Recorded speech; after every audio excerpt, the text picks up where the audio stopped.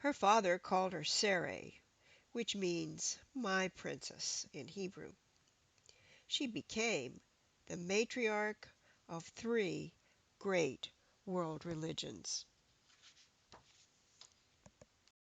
The story is told in the book of Genesis and begins with her father, a man named Terah, who lived in a city called in an area known as the Chaldees located in ancient Babylon.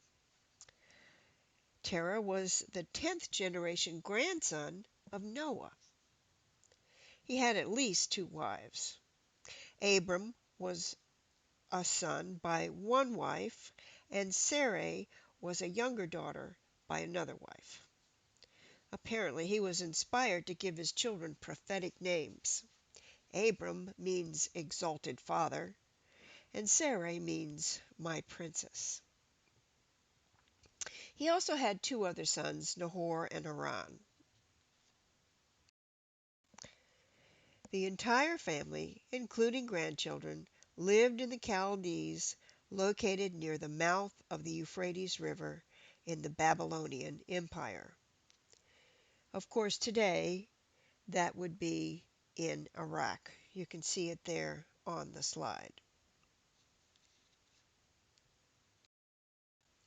Abram married Sarai. She was 10 years younger. I think this was a marriage of love, since marriages at that time were usually arranged by fathers for their daughters in a financial arrangement with the family of the groom. Unfortunately, it turned out that Sarai was barren. When his brother Haran died, Abram adopted Haran's son Lot.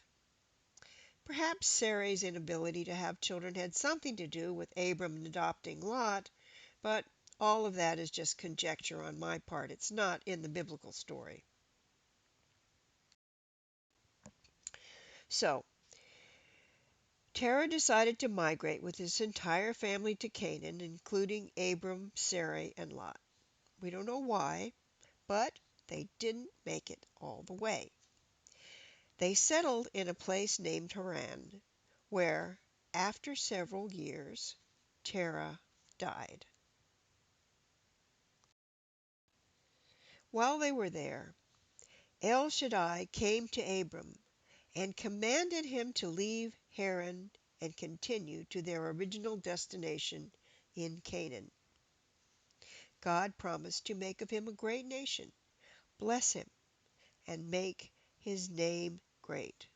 So Abram left Haran with his wife Sarai, his nephew Lot, Lot's wife, and all that they had acquired, and traveled to Shechem in Canaan, in the Promised Land. So here's a map of travels. From they went north to Haran, where they lived for a while, and then they went south down to Shechem, which is now located in modern Israel. And you may wonder why they went north and then south, and that was because in those days they had no way to travel over the desert. So they couldn't go directly uh, east through directly west through what is now Saudi Arabia. So all of civilization and all their travels had to go through the valleys, go north and then south. But when they arrived, there was a severe famine in the land of Canaan, so Abram and Lot and their households traveled to Egypt. That would have taken them about another week. So there follows an act that would be repeated again and again in the Bible. It happens again in the Abram series of stories, and it also happens in the life of Isaac, their son. So here's how it goes. On the way to Egypt, Abram told Sarai to say that she was his sister. This would be so that Pharaoh would not kill Abram in order to take Sarai for himself. I kind of like the way the famous French painter James Tissot has painted the expression on Sarai's face. She does not look thrilled. And I really don't understand the logic. If Sarai was so irresistibly beautiful, why not hide her in the caravan? If Pharaoh had the ability to kill Abram, would he not have the ability to kidnap any woman he wanted, or even all of the women from Abram's caravan? And how would Sarai have felt about her husband just sending her away to be Pharaoh's slave for the rest of her life? Apparently, her love for him was so great that she was willing to make any sacrifice to save him.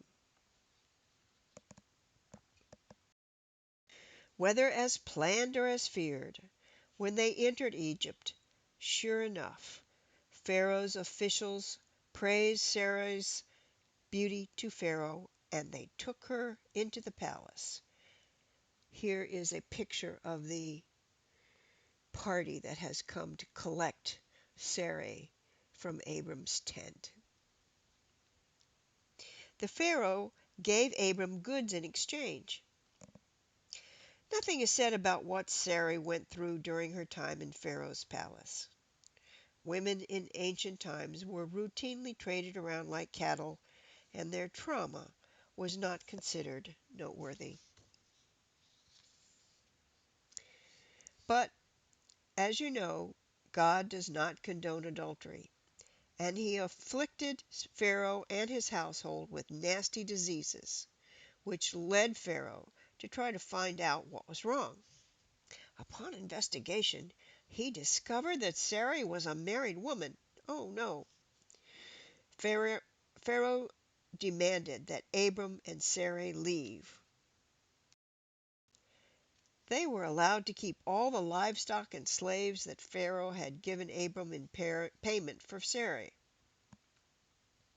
So, basically, they made out like bandits. A few years later, the exact same events were repeated. This time, instead of Pharaoh, it was King Abimelech of the Philistines, who was told that Sarai was Abram's sister. He takes Sarai, is cursed with a disease, discovers his error when he stumbles on the couple stealing a romantic moment, and sends them away with a small fortune. In fact, this story seems to have never lost its appeal. In the 1600s, some 3,000 years later, it was popular for wealthy people to have their portraits painted as biblical characters. This couple seen in this slide had their portrait painted as Abraham and Sarah when King Abimelech caught them in a secret embrace and discovered the truth. So, back to the story. After various wars and other adventures in Canaan, the voice of the Lord came to Abram again in a vision, and repeated again the promise of the land, and that his descendants would be as numerous as the stars. Still, after living in Canaan for 10 years and still being childless, Sarai suggested that Abram have a child with her handmaid Hagar, a slave she had acquired in Egypt, to which he agreed. And Hagar and Abram had a son, whom they called Ishmael. Then Abram and God made a contract called a covenant, which was ratified by an elaborate ceremony in which both parties passed between the bodies of butchered sacrificial animals, El Shaddai appearing as a flaming torch. Imagine Sarai's amazement when she witnessed this mysterious and miraculous spectacle. To fulfill his obligation under the terms of the covenant, and all the male members of his household, both relatives and slaves, were circumcised. God declared Abram's new name, Abram, meaning a father of many nations, and God declared Sarah's new name, Sarah, which simply meant princess. He blessed her and told Abraham, I will give you a son also of her. Abraham laughed and said in his heart, Shall a child be born unto him that is 100 years old? And shall Sarah that is 90 years old bear a child? Not long afterward, during the heat of the day, as Abraham was sitting at the entrance of his tent, he looked up and saw three divine beings. Recognizing that one of them was El Shaddai himself, he bowed to the ground to welcome them. Abraham then offered to wash their feet and fetch lunch, to which they assented. Abraham rushed to Sarah's tent to order cakes made from choice flour. Then he ordered a servant boy to prepare a choice calf, and when all was prepared, he set curds, milk, and calf before them, and waited on them as they ate under a tree. One of the visitors told Abraham that upon his return next year, Sarah would have a son. Sarah overheard what was said, and she laughed to herself about the prospect of having a child at their ages. The visitor said, Why does Sarah laugh at bearing a child at her age? Nothing is too hard for God. Frightened, Sarah denied that she laughed. As has been prophesied, Sarah became pregnant, bore a son to Abraham, and the baby was born on the first anniversary of the covenant of circumcision. He was named Isaac, which means God's laughter. For Sarah, the thought of giving birth and nursing a child at such an old age also brought her much laughter, and she declared, God has made me to laugh, so that all who hear will laugh with me. A few years later, Sarah found Ishmael teasing Isaac. She went and told Abraham to send both Ishmael and Hagar away. Abraham was greatly distressed by his wife's words and sought the advice of God. But El Shaddai told Abraham not to be distressed, but to do as his wife commanded, and he assured Abraham that Ishmael would make a great nation. So, early the next morning, Abraham brought Hagar and Ishmael out together. He gave her bread and water and sent them away. These provisions were obviously insufficient, and they would surely have perished alone in the wilderness, survived by divine intervention. As the boy grew, he became a skilled archer.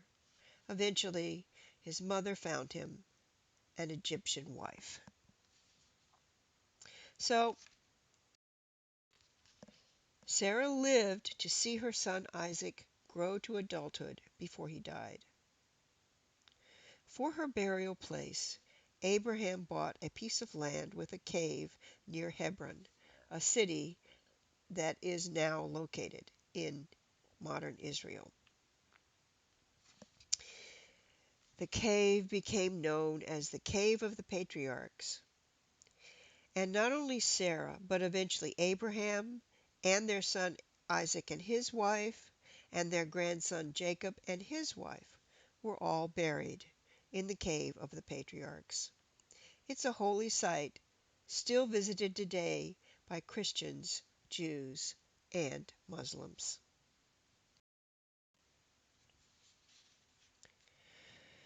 There are numerous nuggets of spiritualization in Sarah's story. She's the wife of Abraham, who represents faith. Today, we often use the words faith and belief interchangeably. But today, we'll use the word belief to mean what you think is true on the plane of sense consciousness, and faith for what you know to be true in spirit. I believed in the Grand Canyon before I actually saw it. I believed what other people said or wrote about it, and I trusted the pictures and movies others had taken of it. Similarly, I believe that matter is made up of atoms, even though I can't see them. But I know that scientists have used their spiritual senses and done experiments and developed the atomic theory, which has produced reliable results. Like, for instance, the electricity that is powering my computer at this moment.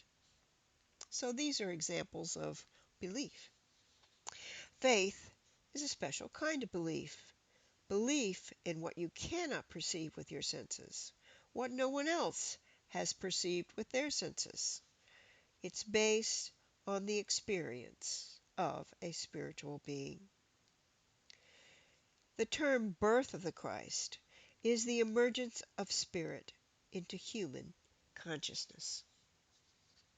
The first time I heard the axiom, spiritual things are spiritually discerned, I had no idea what they were talking about.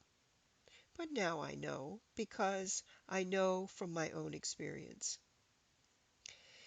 As a child, I believed that what I was told about God. I believed in God, as I believed that a man named Eisenhower was the President of the United States. Not until many years later did I have a spiritual experience. That's the gift of faith. So, belief is born of sense consciousness. Faith is the ability to know and experience the things of spirit. So, I think this is related to the difference between religion and spirituality. People today are hungry for the spirit. Religion is no longer satisfying because it has come to represent meaningless rules and unquestioned authority. However, many great teachers have emerged from the world's great religions. Buddha was a Hindu. Jesus was a Jew. Mohammed was polytheistic. Francis was a Catholic. Religion should be the framework, the support for growth in spirit. So a person can be religious and not spiritual, or spiritual and not religious, or both religious and spiritual. So judge not. Every biblical story is about some aspect of your spiritual journey. Sarah represents your spirit, as in body, mind, and spirit, your soul, your true self. For the first part of her life, she was called Sarai, meaning my princess. She was first the darling of her father, and then her husband's greatest treasure. Her worth, in other words, did not come from her own beingness, but from her relationship to others. The root word of Sarai is sar, sar, as in Caesar, or the Russian Tsar. When El Shaddai gave Abram and Sarai their new names, the syllable HA was added. Abram became Abraham, and Sarah became Sarah. Ah is the sound you make when you want to see your breath on a cold day. It is the sound of breath. It represents spirit. Her new name represents her status as a spiritual being, the awakening of God consciousness. Like Abram and Sarai, when God consciousness is awakened, we are changed. there's a spiritual dimension that was not there before. This is the nature of the gift of faith, the birth of the awareness of spirit, of your true self. Abram, who represents faith, was already a man of faith from the beginning of the story. So the covenant and the new name for him represent a new level of faith and spiritual understanding. However, like all female characters, Sarah metaphysically represents our emotional nature. She undergoes a drastic change and becomes Sarah. So her change of name symbolizes a great improvement in our feeling nature through maturity, experience, obedience to spirit, and close association with our active faith. Our feeling nature goes through a refining and mellowing, a maturing process or change. Emotionalism becomes more controlled, more subdued, and harmony is established to greater and greater degrees. Now remember, it doesn't matter whether it's a male or female person we're dealing with. It's the female part of our nature which can undergo this lovely change. Our feeling nature, when this occurs, changes from a creature of the ego, Sarai, changes from a lovely asset in our growth to Sarah. When you and I say with great admiration about a person, "My, she's changing," what do we usually mean? Do we mean she's getting better looking? Or that she's gotten more mental acuteness? No, we usually mean she's becoming easier to live with. She's becoming a nicer gal. What would cause that being easier to live with, that being nicer? Wouldn't it be in the feeling nature that she would be less and less emotionally shrill and quick on the trigger and more refined, more mellow, more gracious? So it doesn't matter whether we're talking about a male or a female. It's the female part of our nature which can undergo this lovely change. Our feeling nature, when this occurs, changes into a lovely asset in our growth. That is Sarah. Producing Isaac, whose name means God's laughter, symbolizes the development of a new added dimension of spiritual awareness. Laughter is the spontaneous expression of a feeling of happiness or joy. When we live in Christ consciousness, laughter comes more easily. Anger, resentment, or a victim mentality are released and replaced with peace, gratitude, and confidence. As H. Emily Cady put it, I am spirit, and spirit cannot be sick or grow old or die. A message from Sarah's story. We learn from the passages about Hagar and the process of spiritual growth that it cannot be forced by willfulness. Otherwise, we get Ishmael, born out of a slave mentality, who became the founder of a whole line of troublemakers for the Jewish people. Sarah brought to Abraham Hagar the slave, who represents sense consciousness. She was attempting to produce a son in a way that was unacceptable to God. Hagar cannot produce Isaac. She cannot produce God's laughter. The slave mentality says, life's a bitch and then you die. Or, nothing is certain but death and taxes. Or, the harder I try, the behinder I get. But God consciousness produces happiness in our feeling nature, and as Jesus put it, by their fruits you shall know them. What is meant by trying to force spiritual growth in our lives today? Well, forcing spiritual growth by willfulness can take the form of reading many books or bouncing from one spiritual fad to another or juggling multiple practices at the same time, instead of getting still and listening for sure guidance from the still small voice within. Or it can take the form of seeking peace of mind through material things. There are scads of them for sale: pills, electric gadgets, a miraculous mattress, a mattress with a built-in electric gadget, or an app for your phone. All, of course, with a money-back guarantee. The list goes on and on. The Hagar solutions of sense consciousness never work.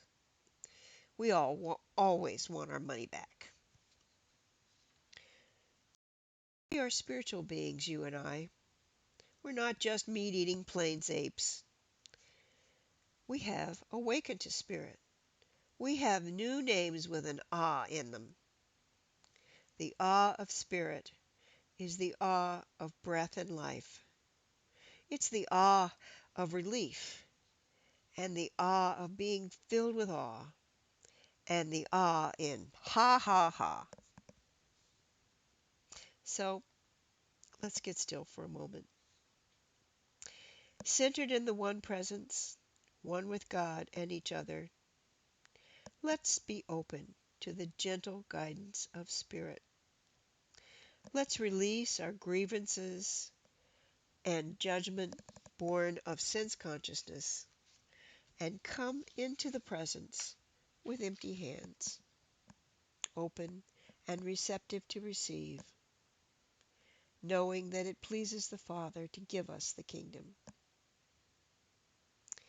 This is our inheritance as children of the Most High, each of us a prince or princess. Amen.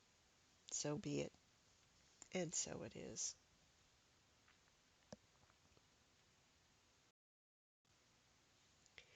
You can help support Unity of Claremont by sending your love offerings to Post Office Box 641, Mineola, Florida 34755. Even though we're not meeting on Sunday services, our Wednesday Crystal Singing Bowl meditations are still being held at the clubhouse on Broome Street. And finally, fellowship is every Sunday at noon. If you tried and failed to join the meeting in the past, it was not your fault, it was mine. Zoom has changed its policy and it now requires a password for all meetings. Our password is Unity. And the link is in our July newsletter, in your email inbox, or also on this Facebook page. So, till we meet again, this is Nancy Willingham wishing you a wonderful week filled with health, prosperity, love, and laughter.